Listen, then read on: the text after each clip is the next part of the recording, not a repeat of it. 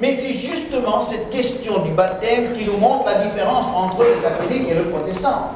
Pourquoi? Parce que l'Église catholique qui se voit dispensatrice de la grâce par le moyen des sacrements, voit que c'est son rôle de dispenser le salut par le moyen d'un baptême.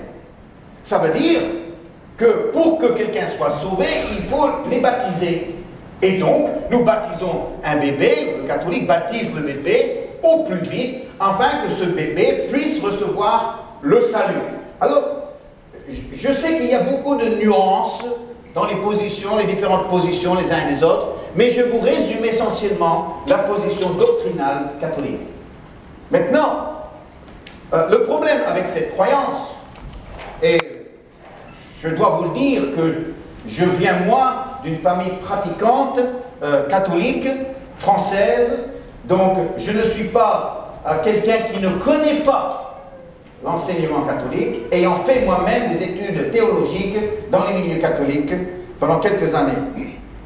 Mais le problème, pour moi essentiellement, de cette notion de dispensatrice de salut par le moyen du baptême, c'est que si c'est le cas, nous devrions pouvoir constater une différence spirituelle entre ceux qui ont été baptisés bébés et ceux qui ne l'ont pas été. Normalement, c'est ce qu'on devrait voir.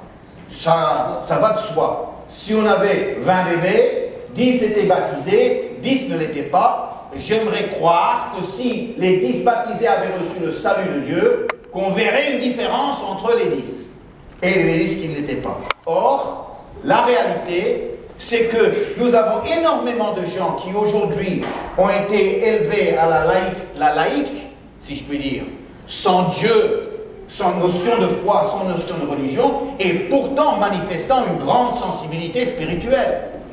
Tandis que d'autres, qui ont été baptisés bébés, venant d'une famille catholique pratiquante, eh bien, manifestent aucune sensibilité spirituelle. Alors là, il y a un problème de fond, parce que la question du salut de Dieu doit être pas seulement théologique, mais doit aussi être visible, doit pouvoir être un objet de constatation.